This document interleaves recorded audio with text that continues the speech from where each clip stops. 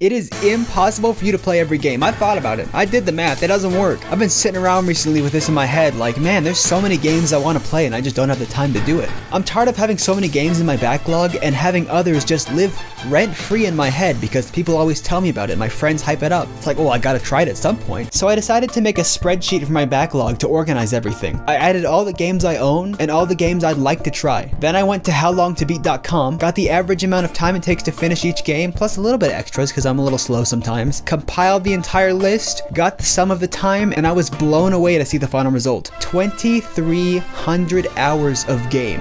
At 2 hours a day, 7 days a week, all 365 days of the year, it would take me 3.15 years to finish that backlog. That's a long time. If I started right now, at the time of this recording, I wouldn't be finished until almost the summer of 2026. We're gonna be talking about the PS6 by then. This absolutely shocked me. It's gonna take that long just to finish the games that are already out that I want to play. What about all the ones that come out every week for the next 3 years? It was at that moment I realized I would never have enough time to actually play all these games. With how big the video game industry's gotten, there are new games that come out every week that I'm interested in playing. Many of these are long RPGs because that's my favorite genre, but they are absolute backlog killers. I spent 175 hours playing Persona 5 Royal recently, and while I don't regret it, that is a massive time commitment. I could have finished 4 or 5 other games in that time period. I'm willing to bet you've amassed a sizable collection because of how cheap things can be these days. Even subscription services. You might not own all the games, but there's so many you have access to that you want to try out. But let me ask you this. Do you actually remember all the games you own? We have access to so many games now,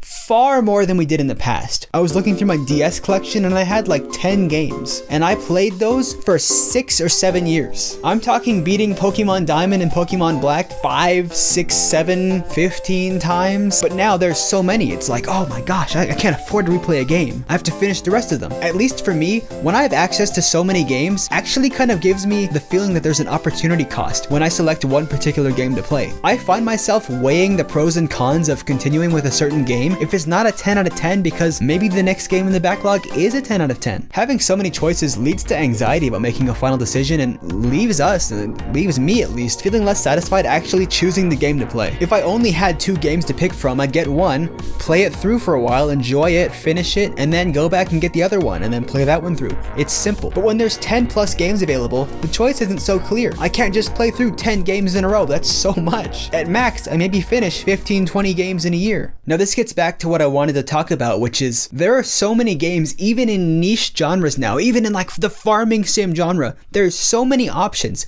You could never play them all. I don't care what you play. You can't reasonably play every racing game, every fighting game, every platformer, every RPG, every VR game. It's impossible. Most people don't have enough hours in their day to even keep up with the new games coming out every week, much less clearing out their whole backlog. I can't speak for the games you play personally, but my favorite genre is JRPGs, and so far in 2023, there have been an average of 8 new JRPGs released every month. But for a lot of these games, especially bigger ones like Octopath Traveler 2, it takes me a couple months to beat one game. So in that time before I finish one, 15 more have come out. So what do? Make a list of all the games I missed and add them all to my backlog?